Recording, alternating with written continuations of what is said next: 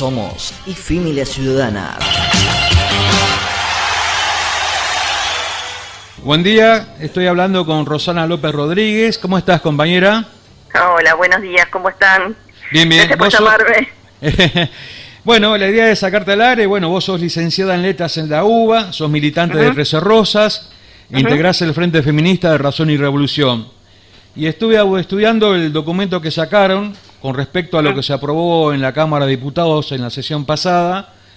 El documento dice así: un collar envenenado, el proyecto de interrupción voluntaria del embarazo del gobierno de Alberto Fernández. Nos gustaría, bueno, que desarrollaras ahí, porque el documento está muy bueno, es muy clara la postura, y como decía Eduardo Galeano, en tiempos de crisis, en tiempos de definición, la ambigüedad suele parecerse demasiado a la mentira, y la cuestión de la ¿cómo se llama esta? Objeción de conciencia, me parece que es una mentira bastante flagrante, ¿no es cierto? Sí, nosotros venimos observando que desde que el gobierno dijo que iba a presentar un proyecto, allí debía haber algún artículo por el cual aquella propuesta de la campaña, ese proyecto que se viene presentando desde hace 15 años, 7, 8 veces, no iba a ser tratado. O sea, que lo que iba a ser tratado y puesto ahí sobre tablas a la hora de votar en las cámaras iba a ser el proyecto de Alberto. La pregunta era, teniendo uno con estado parlamentario, ¿cuál es la trampa? ¿No? Bueno, a poco que pudimos leer el proyecto que presentó el oficialismo, lo que más saltaba a la vista era el artículo justamente de la objeción de conciencia.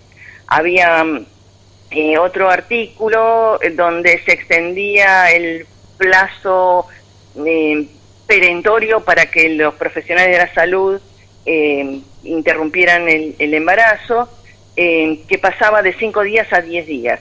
Digo esto, hay una cantidad de detalles en el articulado y de vacíos que de factos van a significar que la práctica no se realice, al menos en la mayor parte de los casos. ¿Qué queremos decir con esto? En principio, esta objeción de conciencia del proyecto ya era un problema porque dejaba librado a los médicos, ¿sí?, constituirse o no como objetores en tanto individuos, y no había ningún límite estatal, digamos, salvo, bueno, este objetor de conciencia debe ser objetor tanto en el espacio público como en el espacio privado, ¿sí? Esto quiere decir, no se va a poner a hacer un negocio de algo que él no hace en el espacio público. Pero la única obligación que tiene es la de derivar a la mujer que se presente para solicitar la práctica a una institución o a un no objetor, ¿sí? Si no lo hiciere, bueno, iba a tener sanciones. La pregunta que nosotras en ese momento ya nos hacíamos es ¿qué iba a pasar con las objeciones o los objetores individuales, en principio en ciudades completas en las cuales los médicos son todos objetores? Nosotros registramos, por ejemplo, en el 2018, inmediatamente antes de que se discutiera el proyecto de la campaña, recordarán todos que en el 2018 fue que se discutió el proyecto de la campaña bajo la presidencia de Macri, y en ese momento todos los médicos de Chipoleti se presentaron como objetores y dijeron que en esa ciudad iba a ser virtualmente imposible que una mujer pudiera acceder al aborto.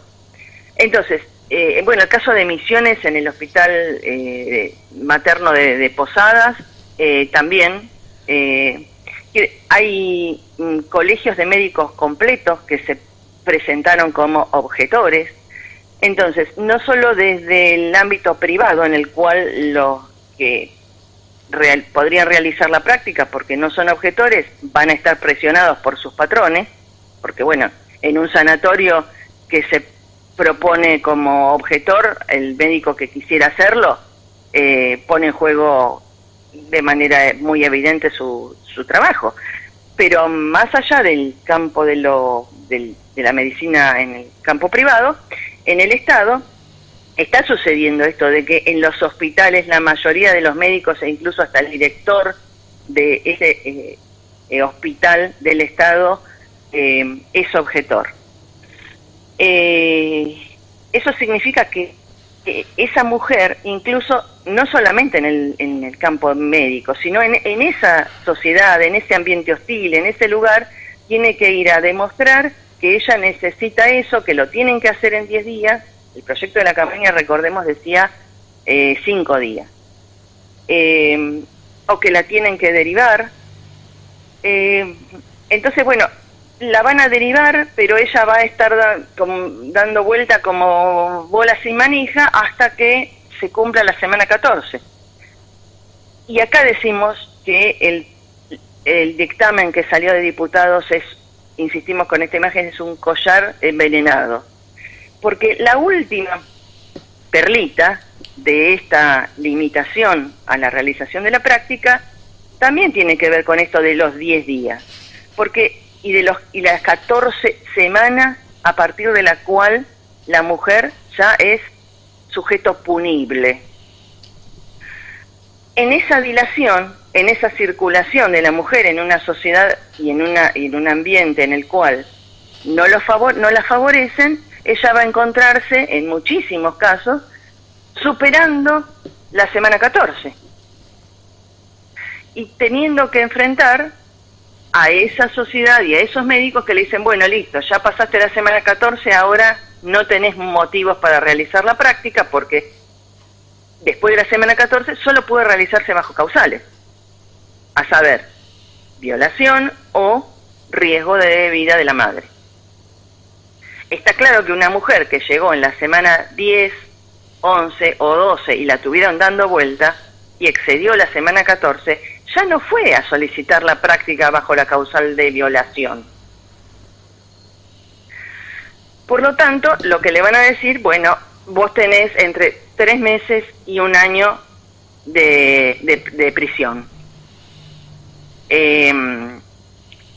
Sumado a esto, en esos lugares, esas mujeres que ya tuvieron varios hijos o que no cuentan con los medios económicos, las van a presionar con algo más todavía, que es este proyecto que ya tuvo dictamen ayer, que es el proyecto de los 1000 días. Por este proyecto va a haber una ayuda económica durante los 3 primeros años del niño o niña para esa madre. Algo similar a la asignación universal por hijo. Uh-huh. ¿Sí?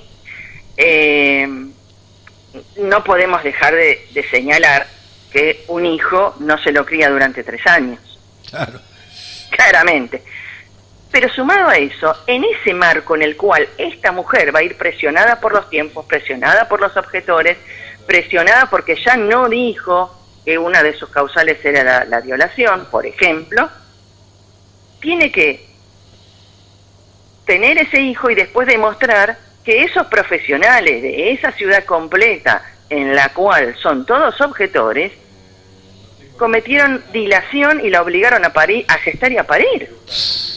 Entonces, es virtualmente imposible, Uh-huh. además de que ya la hicieron atravesar por toda una gestación, un parto y la crianza y maternidad de una criatura que ella decididamente no estaba en condiciones de enfrentar, Uh-huh. o que no había decidido enfrentar. Claro, claro. Entonces, esta presión de te voy a pagar, porque tu problema es estrictamente de plata, entonces te voy a pagar esta ayuda económica durante 3 años, es otra presión más. En principio, porque esa AUH 1000 días Sí. es una limosna, porque la asignación universal por hijo no alcanza para nada. Uh-huh. Digamos, lo que necesitamos es un subsidio generalizado a la maternidad que exceda largamente los 3 años, sostén social para guarderías estatales, digamos, toda una cantidad de sostén estatal que no está dado Ujú. y están presionando a las mujeres en términos individuales para que no aborten con este tipo de cosas. La clave del proyecto es la dilación, y la dilación en los tiempos implica siempre para las mujeres que la gestación ya no puede ser interrumpida. Tenemos casos terribles de gestaciones que han llegado hasta la semana 20, 22, justamente porque los objetores se negaban sistemáticamente a realizar la práctica en menores de 10, 11 o 12 años. Que no necesitábamos ninguna declaración jurada para saber que ese embarazo Sí, sí. era producto de una violación. Exactamente, sí, sí. Con lo cual, esa dilación siempre es la piedra de toque por la cual a la mujer se la va a imposibilitar en la práctica a la hora de los bifes, digamos, de abortar. Ujú. Esto del subsidio por 3 años genera situaciones absolutamente perversas. De ninguna manera estamos diciendo que esas mujeres desocupadas no necesitan ese dinero, que van a tener un hijo al contrario. La entrampan en una situación de perversidad en la cual le pretenden hacerle creer que con eso, pasando el tiempo, ya su problema se resolvió, cuando en realidad el problema es muchísimo más amplio, y este dictamen que salió es aún peor que la ley, porque el dictamen que salió implicó otra concesión más para los pañuelos celestes, a saber, deja abierta la puerta a la objeción de conciencia institucional, que en el proyecto no estaba, pero fue como por pasos. En principio apareció en el proyecto la objeción individual, ahora la posibilidad de objeción institucional. Estamos también en presencia de ciudades enteras que se van declarando pro vida.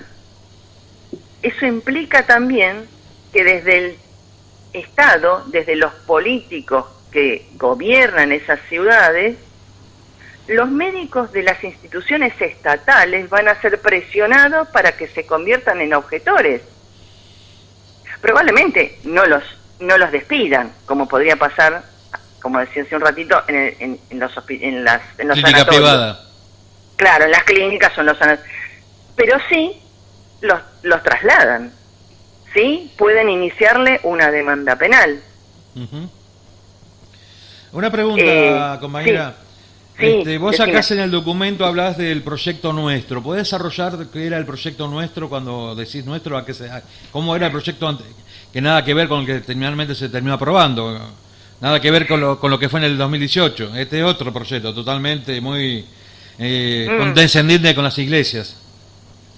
Claro, hay ciudades además que están completamente presionadas por los poderes eclesiásticos. Por ejemplo, Mendoza es una ciudad cooptada por la iglesia, se paran en las puertas de los hospitales, hacen escraches, impiden que la práctica se realice, persiguen a los médicos, les destruyen los frentes de sus casas.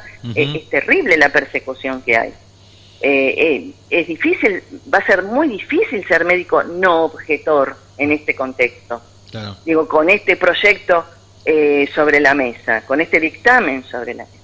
Respondiendo a lo que decías de a qué referimos nosotras cuando decimos nuestro, las compañeras de 13 Rosas lo que señalamos es que hicimos nuestro el proyecto de la campaña por el derecho al aborto, que en principio no planteaba ninguna forma de objeción de conciencia, y también tenía reducido a la mitad el periodo en el cual los médicos tenían que realizar la práctica. De 10 días, como te dije, como está ahora en el dictamen, a 5. Por eso insisto con esto de la dilación. No era, quiero hacer un señalamiento con esto, que el proyecto que hicimos nuestro. Una gran decepción desde que Alberto presentó este proyecto es haber caído en la cuenta de que las propias compañeras de la campaña se bajaban del proyecto que ellas habían presentado en el 2019. En el 2018 se discutió el proyecto de la campaña, decía recién. Su estado parlamentario venció y en el 2019 la campaña volvió a presentar su proyecto. Por esto decía que el proyecto presentado por la campaña tiene aún estado parlamentario. Sin embargo, no se discutió, no se planteó en diputados la discusión en particular por el articulado del proyecto de Alberto. O sea, salió en general y además con una objeción de conciencia institucional. Sí, que bastante ese artículo... Es un retroceso. Es un retroceso, es un cepo. Claro, un retroceso con relación al proyecto de la campaña. Lo más triste que nosotras vivimos, sin duda, como una traición, es como todo el arco kirchnerista de compañeras que han militado durante años en la campaña por el derecho al aborto, aceptaron sin más bajar las banderas de su propio proyecto y aceptar el proyecto oficialista. Por eso nosotras, dentro de una de las expresiones que tenemos en el último comunicado que sacamos, es kirchnerismo mata feminismo. Sí, lo vi. Que efectivamente, esa es la fórmula. El kirchnerismo, como el peronismo en su momento, digamos, desde su fundación, es conciliación con la burguesía, ¿sí? Y el feminismo no puede ser progresivo hoy en día si no es un feminismo que se plantee como revolucionario, como un feminismo clasista, como un feminismo en el cual los primeros derechos que deben ser defendidos sean los de las mujeres obreras. Claro. ¿Qué digo con esto? Que probablemente para la provincia de Buenos Aires, parte de Santa Fe, y tal vez, no sé, Entre Ríos, haya espacio para que las mujeres que cuentan con los medios puedan, gracias a esta ley, desplazarse de un centro a otro, digo, con los medios económicos, ¿sí? Sí, desplazarse de un centro a otro y, gracias a esta ley, realizar un aborto. Ahora, las que van a estar en dificultades, de nuevo, van a ser las mujeres que no tienen la posibilidad de desplazamiento o de pagar un aborto. Claro, ahí en el documento de Trece Rosas ustedes hablan de las socorristas. ¿Podés desarrollar un poco cómo es eso, ese sistema, cómo sería? Claro, las compañeras de las socorristas han estado durante muchísimos años desde que empezaron a padecer, sobre todo desde antes, pero desde que empezaron a padecer los protocolos de ILE, interrupción del embarazo, legal del embarazo, Sí. que es por causales, digamos. Siempre lo que las compañeras argumentaban y lo que argumentamos todas las que alguna vez tuvimos que estar en contacto por necesidades de cualquier compañera que se acercaba a consultar qué hago con esto, siempre estuvimos con las socorristas, porque eran aquellas que decían, nosotros tenemos un protocolo que se puede aplicar, y vamos a aplicar este protocolo, sobre todo después del fallo FAL, por el cual, bajo declaración, esto es una violación. Para las compañeras socorristas y para nosotras, no importa si es una violación o no, porque no hace falta ni una declaración jurada, ni una denuncia, ni nada. Claro. Con lo cual, acercándonos a las compañeras socorristas, podíamos obtener el misoprostol, aplicando protocolo de ILE. En definitiva, lo que significa esta ley, no sabemos aún si va a salir, con esta objeción de conciencia y todas estas dilaciones y todas estas presiones sobre los médicos no objetores, va a suceder lo siguiente. que las compañeras van a tener que seguir recurriendo a las socorristas. Las compañeras más pobres van a tener, las que no tienen la posibilidad de desplazarse, de ir a buscar un médico a quien cuando se le pague se va a hacer sin que se sepa, porque el médico incluso si sabe que va a estar expuesto a presiones, preferirá que no se sepa, que él no es no objetor. ¿Se entiende? Sí. Entonces, bueno, si no se va a saber, yo te voy a cobrar. Claro. Pero las compañeras que no tienen esas posibilidades, vamos a tener que seguir recurriendo a la red de socorristas y a seguir haciendo una práctica sin el control inicial, por lo menos, de un médico. Porque, bueno, también la ley aclara que la atención posaborto es obligatoria, sea el médico objetor o no objetor. Bueno. Entonces, lo que significa esta ley es que, en definitiva, solo es una ampliación legal, ¿sí?, de los protocolos ILE que ya teníamos. Vale decir, pasó de ser un protocolo de actuación ante determinados casos a ser una ley. O sea, se hizo ley, se hará ley el protocolo. ¿Es un paso? Dirán algunos. Sí, es un paso. Pero para las mujeres más pobres, las que tienen todo más difícil, aquellas que ya no podían pagar un aborto, antes de esta ley, sigue todo de la misma forma que antes. No ha cambiado nada. O sea que, bueno, un poquito de espejito de colores más para no cambiar nada. No ha cambiado nada para las obreras. Sí, para los sectores más populares, sí. Claro. Para las barriadas quedó todo igual, sí, en Orsay. Claramente. Cualquiera que quiera hacer algo, si no tiene la plata, la pueden penalizar porque le hacen un aborto.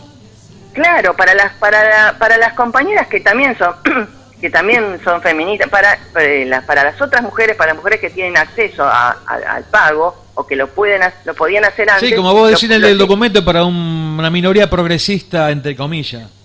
Claro, y ojo, y eso está muy bien, porque, a ver, ¿qué quiero decir? Estas compañeras que lo van a poder seguir pagando, como lo podían pagar antes, van a tener la tranquilidad, gracias a la ley, y esto también lo quiero decir, gracias a esta ley, que hasta la semana 14 no van a estar penalizadas. Claro. Porque también esa era otra parte de la barbarie previa. Pero nosotras insistimos con que la palabra gratuito es la piedra de toque para la lucha de las mujeres de la clase obrera. Uh-huh. Y esa gratuidad, por causa de la objeción de conciencia, no está garantizada. Bueno, espero que te haya servido el espacio de hecho ha sido muy claro para nosotros, y bueno, si querés decir algo más.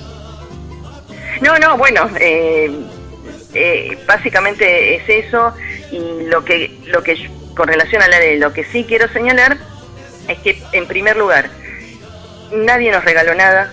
Obvio. Esta ley fue producto de la lucha de decenas de años de luchas feministas, y en segundo lugar, todas estas diferencias que tenemos con el proyecto y todo esto que nos va a faltar lograr, lo tenemos que ganar de nuevo como llegamos hasta acá. En la calle, como siempre. Exactamente, en la calle y luchando porque todo esto del articulado en contra de la objeción y las dilaciones y las presiones contra los médicos no objetores, las tenemos que seguir ganando luchando en la calle.